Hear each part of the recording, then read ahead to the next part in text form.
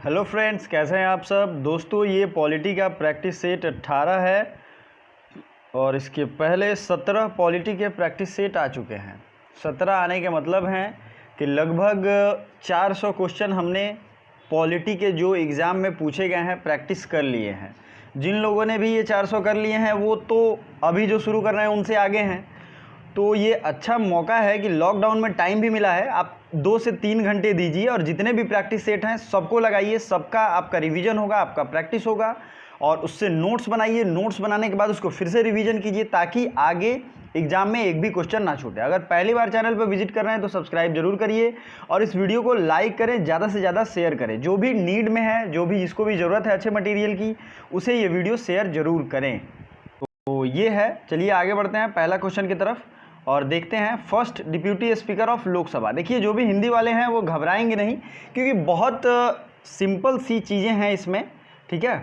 First deputy speaker, आप तो इतना जानते हैं कि प्रथम शब्द जिस क्वेश्चन में भी लग जाता है वो कितना ज़्यादा ज़रूरी हो जाता है। तो option A Meera Kumar, PA. Sangma, M Ananthasayanam Ayyangar. इनका नाम आपने सुना होगा, एम अनंत शयनम अयंगर। ये संविधान बनाने में इनका भी महत्वपूर्ण कंट्रीब्यूशन था। जी.वी. मावलंकर। तो यहाँ ध्यान से क्वेश्चन को देखना है। फर्स्ट डिप्यूटी स्पीकर की बात की जा रही है। भारत के पहले डिप्यूटी स्पीकर कौन थे लोकसभा के, ठीक है। आराम से सोचिए और इसका रूल आप जानते ही हैं, आपको 3 से 5 सेकेंड हर क्वेश्चन पे दिया जाएगा और आपको उतने में आंसर बताना है और कोशिश करना है कि क्वेश्चन सही हो, अदरवाइज आंसर तो मैं बताऊंगा ही। तो इसका राइट आंसर क्या होगा बताइए। इसका राइट आंसर होगा फर्स्ट डिप्यूटी स्पीकर जो थे वो थे M Ananthasayanam Iyengar. PA. Sangma कौन थे, ये फर्स्ट ट्राइबल स्पीकर थे। मीरा कुमार कौन थी, ये इनका नाम मीरा कुमार था लेकिन ये थी दरअसल, तो ये जो थी ये first female speaker of Lok Sabha. तो इतने सारे फैक्ट्स आपको इसी चैनल पे रिवीजन करने को मिलेंगे। दोस्तों, हर एक क्वेश्चन के साथ हम लोग लगभग 5 से 6 अलग अलग जीएस के फैक्ट्स रिवीजन करते हैं, किसी किसी में तो उससे भी ज़्यादा करते हैं। तो हमारा इसके साथ 200 से 250 अलग से फैक्ट्स ऑटोमेटिक रिवीजन हो जाता है। तो आइए, अब लोकसभा के बारे में बातें हुई है तो लोकसभा से रिलेटेड कौन सा आर्टिकल है बताइए। तो कॉन्स्टिट्यूशन ऑफ पार्लियामेंट, पार्लियामेंट के बारे में जिक्र किया गया है आर्टिकल 79 में। Composition of the council of state, council of state के बारे में पहले बात की गई है जिसे कहते हैं राज्यसभा, आर्टिकल 80 में। फिर दूसरा जो पॉइंट है इसमें composition of house of the people, मतलब कि लोकसभा, इसके बारे में बात की गई है 81 में। अब एक चीज़ ध्यान दीजिए, पहले है राज्यसभा फिर है लोकसभा, आपको ये ध्यान रखना है हमेशा, ठीक है। ये इसलिए ज़रूरी है क्योंकि ये एग्जाम में पूछा जाता है। 3 आपको याद रखना है, 79, 80 और 81। आई होप आपने नोट कर लिया होगा। और राज्यसभा और लोकसभा, नाम जो है पहले राज्यसभा और लोकसभा नहीं था, ये 1954 में दिया गया है। कब दिया गया है, मैंने यूपीएससी के एग्जाम दिए थे उसमें ये पूछा भी गया था। तो first tribal speaker of Lok Sabha कौन था बताइए। तो first tribal speaker of Lok Sabha थे, मैंने अभी बताया ना, पी.ए. संगमा। और अभी आप जो मुकुल संगमा को देख रहे होंगे उनके ये पिताश्री थे, ठीक है। तो ये ज़रूरी है और आपको याद रखना चाहिए। और भी आप जो इम्पोर्टेंट फैक्ट्स हैं उसको साथ में नोट करते चलिए। मैं अभी भी कह रहा हूँ, मैं एक 4-5 सेकेंड आपको देता हूँ, आप प्लीज़ नोट कर लीजिए, कॉपी पेन निकालिए और नोट करते चलिए। तो चलिए, बहुत लोगों ने निकाल भी लिया होगा। चलिए अगला क्वेश्चन देखते हैं। First deputy chairman of Rajya Sabha. आज तो सब सोच रहे होंगे कि सब कुछ फंसाने वाला ही सर ने रखा है। तो फर्स्ट डिप्यूटी चेयरमैन जो ऑप्शन देखते हैं, पी.ए. संगमा नहीं होगा, एम अनंत शयनम अयंगर नहीं है, G.V.. Mavalankar first speaker of Lok Sabha थे, एस.वी. कृष्णमूर्ति राव ये जो थे first deputy chairman of Rajya Sabha. और फर्स्ट चेयरमैन ऑफ राज्यसभा ये कौन थे। तो इससे पहले आगे बढ़ने से पहले हम ये देख लेते हैं, राज्यसभा में नियुक्ति के लिए 35 वर्ष उम्र चाहिए। और राज्यसभा के सदस्यों की नियुक्ति कैसे होती है, तो राज्य विधानसभा के जो सदस्य होते हैं उनको सीटें अलॉट की जाती हैं और अपने अपने बहुमत के हिसाब से ये लोग एक एक सदस्य को चुन के भेजते हैं, ठीक है। ये प्रोसेस आपको पता होगा, ठीक है। लोकसभा और पार्लियामेंट से रिलेटेड कुछ इंपॉर्टेंट आर्टिकल देख लेते हैं।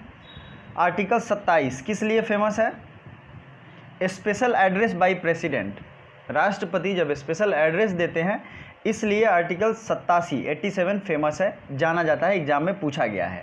87, तो जब भी प्रेसिडेंट किसी भी हाउस को अपना मैसेज देते हैं तो वो आर्टिकल 86 में बात की गई है।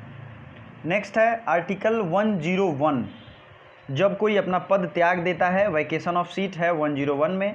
102 में है डिस्क्वालिफिकेशन फॉर मेंबरशिप, जो भी मेंबर्स जो है वो डिस्क्वालीफाई हो जाते हैं, ये 102 में है। नेक्स्ट जो है आपके 108 आपको याद रखना है, ये है joint sitting of the Lok Sabha and Rajya Sabha. जब कोई बिल पास नहीं होता है तो ज्वाइंट सिटिंग राष्ट्रपति बुलाते हैं और इसकी अध्यक्षता लोकसभा के स्पीकर करते हैं, किसी भी हाल में राज्यसभा के चेयरमैन नहीं कर सकते। 110 का क्या होगा, definition of money bill, money bill की परिभाषा जो है वो 110 में है। 112 आपको याद रखना है, 112 में है एनुअल फाइनेंशियल स्टेटमेंट, मतलब कि बजट। 114 की अगर बात करें तो अप्रोप्रिएशन बिल एक होता है, अप्रोप्रिएशन बिल लोग जानते होंगे, उनको पता होगा। 116 में है वोट ऑन अकाउंट, जिसका अब कोई ज़रूरत नहीं है वोट ऑन अकाउंट का, पहले 116 आर्टिकल का बहुत यूज हुआ है। लैंग्वेज यूज्ड इन पार्लियामेंट, हमारे जो संसद में भाषाएं यूज होगी उनके लिए एक आर्टिकल है 120। तो दोस्तों आई होप ये वीडियो आपको अच्छा लगता है, और अच्छा लगता है तो वीडियो बनाने में बहुत मेहनत लगती है यार, तो वीडियो को लाइक ज़रूर कर दो और दोस्तों के साथ भी शेयर करो। चैनल पे पहली बार हो तो चैनल पे सब्सक्राइब बटन इधर रेड साइड में होगा, उसको ज़रूर सब्सक्राइब करें, साथ ही साथ बेल आइकन को भी प्रेस कर दें। फर्स्ट चेयरमैन ऑफ राज्यसभा, तो ये तो जाहिर सी बात है बहुत इंपॉर्टेंट और बहुत ईजी क्वेश्चन है। जो भी ऑप्शन है देखिए, ये है डॉक्टर सर्वपल्ली राधाकृष्णन, और ये बनारस हिंदू यूनिवर्सिटी के वाइस चांसलर भी थे कुछ दिन। तो ये बहुत गौरव की बात है BHU के लिए कि बड़े बड़े लोग, प्रेसिडेंट, राष्ट्रपति और चीफ जस्टिस जो हैं ये यहाँ सम्मानित होते हैं। सर्वपल्ली राधाकृष्णन फर्स्ट चेयरमैन थे क्योंकि ये फर्स्ट उपराष्ट्रपति थे और इन्होंने सेकेंड टर्म भी लिया था। और सबसे पहली महिला चेयरमैन जो थी ये थी, इनका नाम था वायलेट अल्वा, वायलेट अल्वा। इनका नाम थोड़ा सा इस तरीके से है, क्रिश्चियन है शायद, मैं कंफर्म नहीं कह सकता हूँ लेकिन ये हो सकता है। अगला देखते हैं, who is the guardian of public purse of India, मतलब कि पब्लिक पर्स जो होता है लेखा जोखा, उसका गार्जियन कौन है। CAG controller and auditor general, attorney general, public account committee या UPSC। तो बताइए राइट आंसर। मैं देख रहा हूँ लाइव कितने लोगों का सही है, तो कमेंट लाइव कीजिए। ये है CAG, ठीक है। CAG आर्टिकल 148 में इसकी बात की गई है।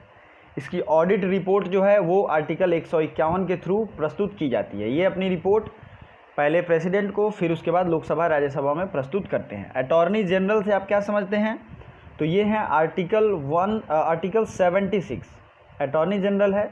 पब्लिक अकाउंट कमेटी अभी आपको पता ही है, अधीर रंजन चौधरी इसके हेड चुने गए हैं और इनका कार्यकाल होता है 1 साल। पब्लिक अकाउंट कमेटी में कितने मेंबर होते हैं, तो 22 मेंबर होते हैं, 15 लोकसभा से, 7 राज्यसभा से, ठीक है। 1921 में पब्लिक अकाउंट कमेटी की स्थापना हुई थी और भारत की सबसे पुरानी कमेटी भी है। एस्टीमेट कमेटी, एक क्वेश्चन पूछा जाता है मतलब कि पार्लियामेंट की सबसे बड़ी कमेटी है कौन, तो यह है एस्टीमेट कमेटी, जिसमें जो है 30 मेंबर होते हैं, तो ये सबसे बड़ी कमेटी होती है। यूनियन पब्लिक सर्विस कमीशन के बारे में आपको पता ही है,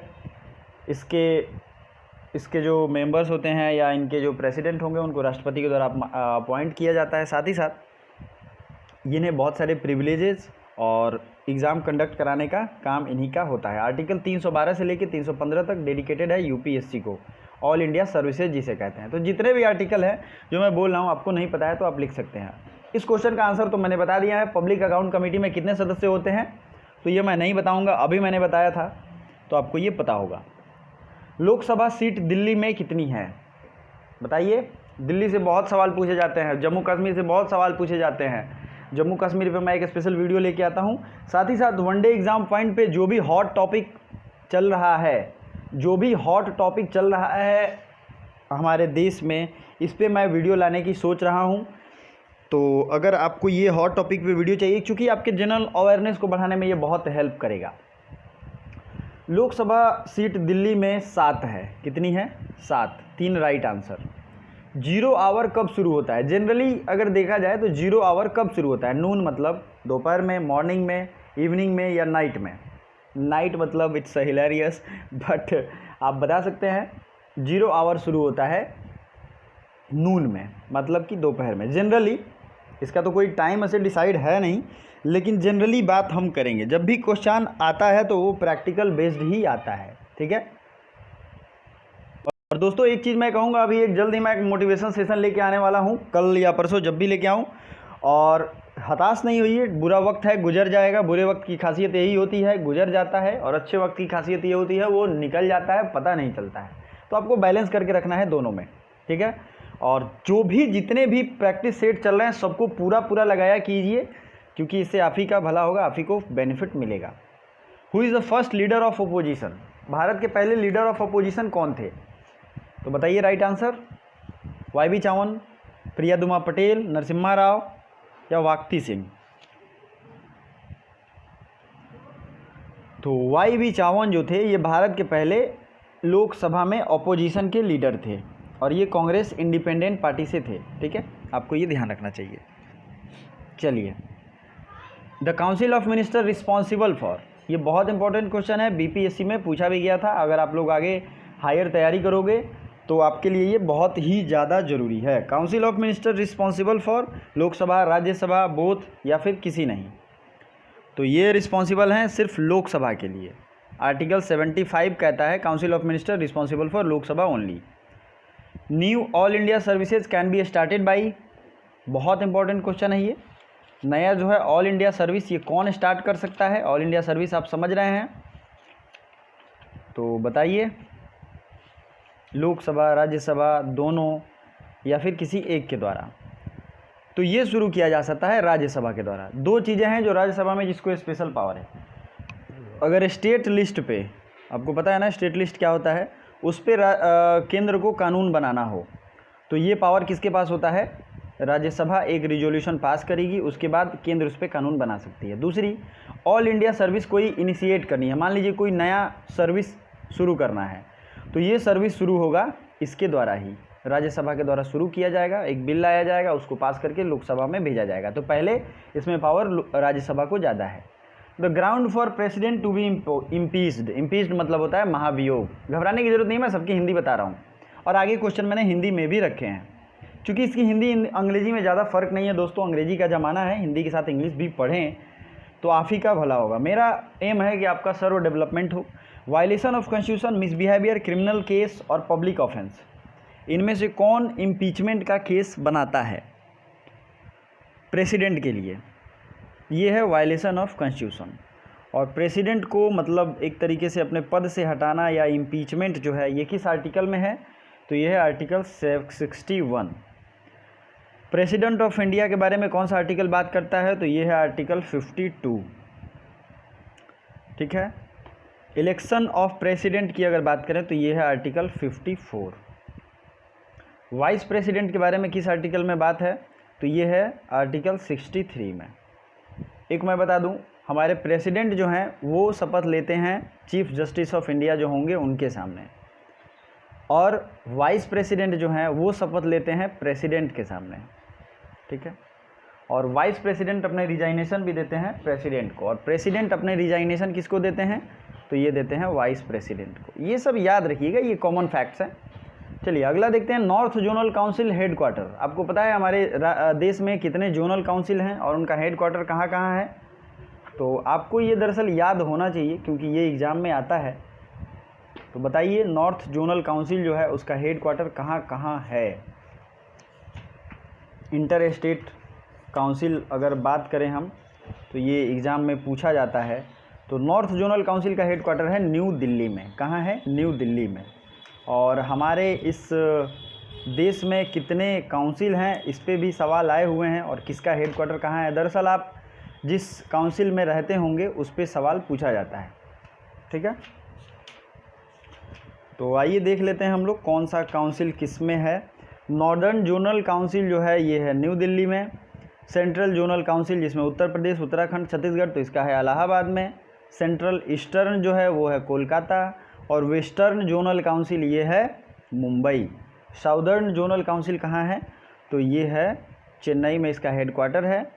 और इसमें आंध्र प्रदेश, कर्नाटका, तमिलनाडु, केरला, पुडुचेरी मतलब साउथ के देश आते हैं, तो ये आपको ध्यान रखना चाहिए। अंतर्राज्यीय जल विवाद किस अनुच्छेद में है?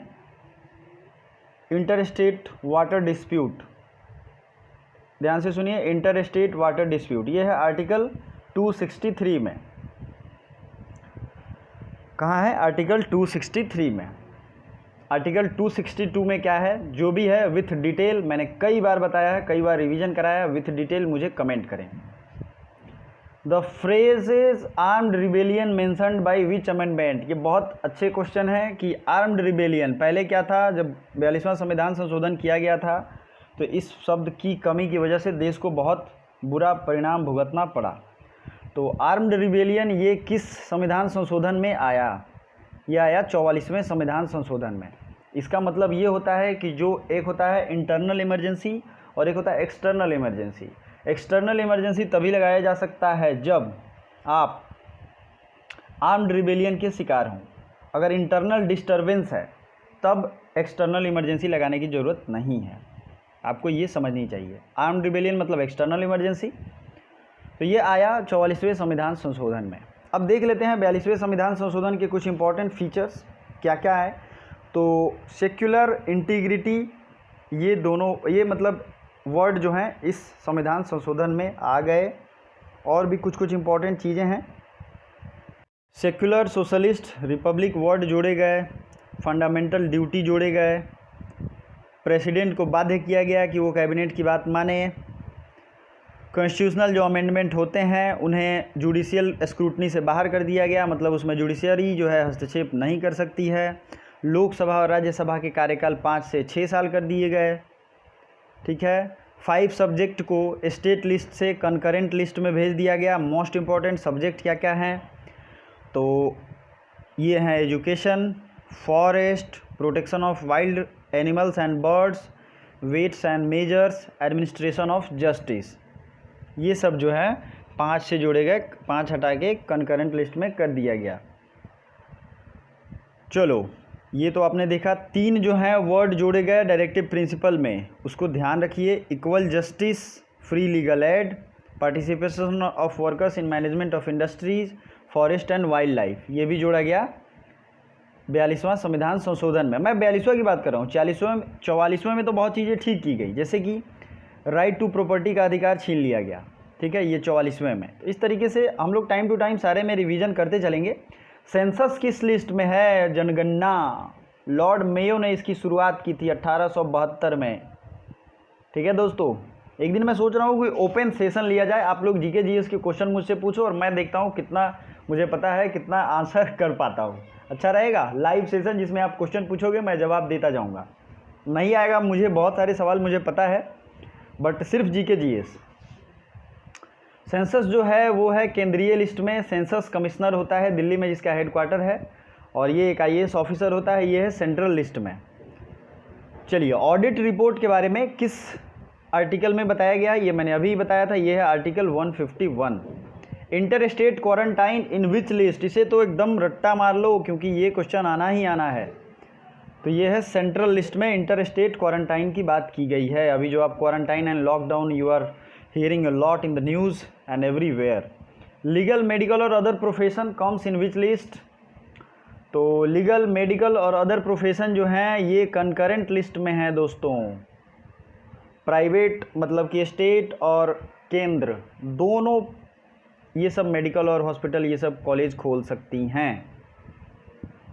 10th schedule of constitution is added by which amendment? 10वां शेड्यूल जो है, अनुसूची जो है, किस में जोड़ा गया? तो ये है 52वां संविधान संशोधन 1985। 10वां अनुसूची है क्या? तो ये है एंटी डिफेक्शन लॉ, दल विदल विरोधी कानून। ये हमारी फेसबुक आईडी है। अगर आप चैनल को सब्सक्राइब आपने नहीं किया है तो सब्सक्राइब जरूर करिए, बेल आइकन को दबाइए, लाइक करिए और इस वीडियो को ज़्यादा से ज़्यादा शेयर कीजिए। आप मुझे अमित सिंह आर्या से फेसबुक और इंस्टाग्राम पे मैसेज कर सकते हैं, बात कर सकते हैं। 74th amendment act added which thing? बताइए। 73 और 74वां संविधान संशोधन, तो 74वां में नगर पालिका को लाया गया था, 73 में पंचायती राज को लाया गया था। संथाली भाषा को कब जोड़ा गया? तो 21, 71, 92 या 103? बताइए। तो सबसे पहला जो भाषा जोड़ा गया वो संथाली था या सिंधी था, यही तो आपको देखना है और ये आपको याद होना चाहिए। ये मैं थोड़ा और आप लोगों को टाइम दूंगा, आराम से सोचिए, बताइए इसका राइट आंसर क्या होगा। देखते हैं कितने लोगों का, मैं लाइव सबका चेक कर रहा हूँ, कितने लोगों का सही जा रहा है, देख रहा हूँ। शिवम, ना, बहुत लोगों का गलत हुआ। ये इसका राइट आंसर है 97 अमेंडमेंट एक्ट, ठीक है। 71 में क्या है और 21 में क्या है, जो भाषा जुड़ गए हैं आप मुझे कमेंट कर सकते हो। अदरवाइज़ मैंने पिछले जितने भी प्रैक्टिस सेट बताए हैं उसमें मैंने सब में किसी ना किसी में बहुत अच्छे से इसको रिवीजन कराया, तो पुराने भी देखा करो यार आप लोग, ऐसे ही आपका रिवीजन हो जाएगा। राइट टू कॉन्स्टिट्यूशनल रेमेडीज़ किस आर्टिकल में है, तो ये आर्टिकल 32 में है।